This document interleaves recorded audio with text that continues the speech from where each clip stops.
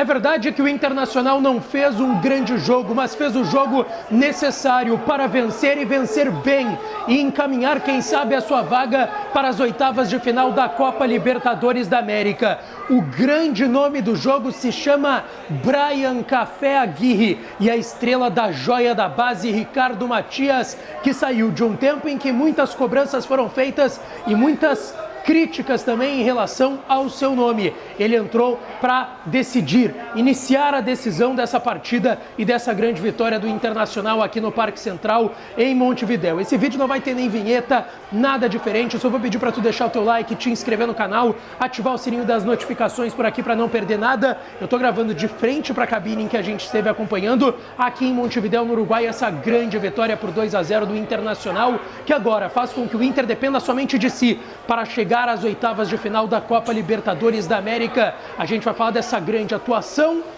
principalmente na vontade, no empenho, na competitividade, tá certo? Bom, gente, o Roger Machado começou com aquilo que a gente projetava de 3 volantes, Fernando, Thiago Maia e Bruno Henrique.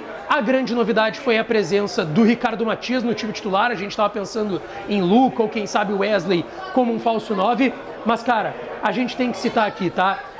Quando começa o jogo, eu imaginei, bom, vai ser mais do mesmo que a gente está vendo. Com 30 segundos o Nacional bota uma bola na pequena área, se o Nico Lopes se atira nela, ele abre 1-0.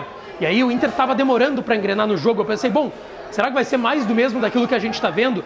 E aí o Inter entra, de fato, no jogo, jogando com o mental do adversário, que precisava, não vou dizer que mais do que o Inter, porque, vamos lá, tá um ponto atrás, mas precisava muito da vitória. Tem 2 jogos em casa. O Nacional agora com essa derrota está eliminado na fase de grupos da Libertadores. Então eles precisavam muito dessa vitória contra o Inter. E o Inter se aproveitou do desespero deles por estarem jogando em casa, com a presença de mais de 30 mil uruguaios que aqui estavam contra 1.400, 1.500 torcedores do Inter no setor visitante do Gran Parque Central. E o Inter fez o quê? Bom, eles estão desesperados, tentando vir para cima, tentando dar um calor para abrir o marcador. Eu vou segurar a bola. E foi o que o Inter fez. O Inter pegava a bola, tocava de um lado, tocava do outro. Eu acho que às vezes em determinado momento faltou até um pouco mais de objetividade, de acerto no último passe para criar mais chances, tá? Porque foi um início de sufoco do Nacional em cima do Internacional. O Inter entendeu o jogo, entendeu o desespero deles, botou a bola no chão, cadenciou o jogo, foi tic-tac, foi tocando de um lado para o outro, foi envolvendo e foi morcegando o jogo. A cada falta que o Inter recebia, os jogadores ficavam um tempo mais no gramado, um jogo natural, a mesma coisa que eles fizeram e fariam dentro do Beira-Rio. Nada de anormal e de antijogo, tá? E aí, o que acontece, tá?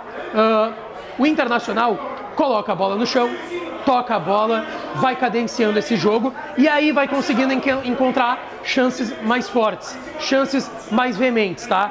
Faltou o acerto no último passe para criar mais chances ainda no primeiro tempo. Mas aí vem uma grande chance com o Bryan Aguirre do lado direito. O Bryan Aguirre foi o melhor jogador do Internacional na partida, não só pelo gol e pela assistência. Ele marcou muito, ele jogou muito o Café Aguirre, tá? Ele fez uma baita partida. Eu posso citar do sistema defensivo 3 jogadores. O goleiro Antony, o zagueiro Vitão e o Bryan Aguirre. Foram os 3 que se destacaram mais. Vitor Gabriel até acho que ali, em alguns momentos, parecia meio nervoso. O Bernabei, para mim, não foi bem hoje, tá? Ele errou praticamente tudo. Saída de bola, ele perdia a bola e dava contra-ataque para os caras. Perdeu dividida, tomou bola nas costas. Teve muita dificuldade o Bernabei na partida de hoje aqui no Gran Parque Central, em Montevidéu. Então eu destaco Aguirre, Vitão e Antony do sistema defensivo do Inter.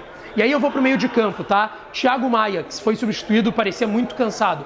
Fez um baita jogo o Thiago Maia. O Fernando fez um jogo de controle, até tem ali quase uma entregada no segundo tempo do Fernando, quando já estava 1-0 pro Inter, mas ainda assim, o Fernando, ele dá uma tranquilidade também pro sistema defensivo do Inter, apesar desse lance que eu citei. O Alan Patrick parecia um pouco cansado, tá? Cansado, principalmente no segundo tempo.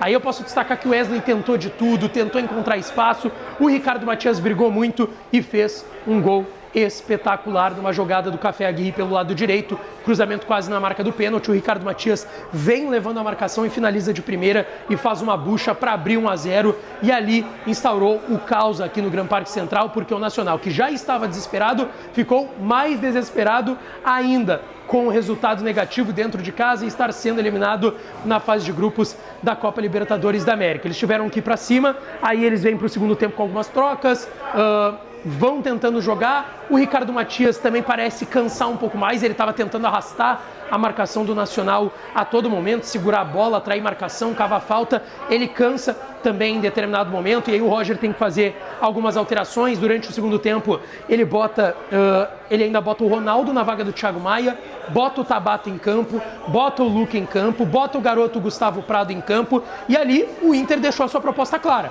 eu vou puxar contra-ataque, vou tentando no contra-ataque, e agora eu tenho que acertar o último passe, que a gente teve mais dificuldade no primeiro tempo, exceto no gol do Ricardo Matias. Mas é isso que a gente vai fazer no nosso jogo, e foi isso que o Inter fez. Já no início do segundo tempo, ainda antes da saída do Ricardo Matias, ele tem duas chances, uma que ele cria a jogada e dá um balaço, e aí tinha o Bruno Henrique na pequena área pedindo sozinho, acho que ali foi um preciosista um pouco o garoto. Depois ele teve uma outra que ele vem no bico da grande área, invade a área e chuta fraquinho, rasteiro, o goleiro faz uma defesa, de certa forma, bem tranquilo, o goleiro do Nacional.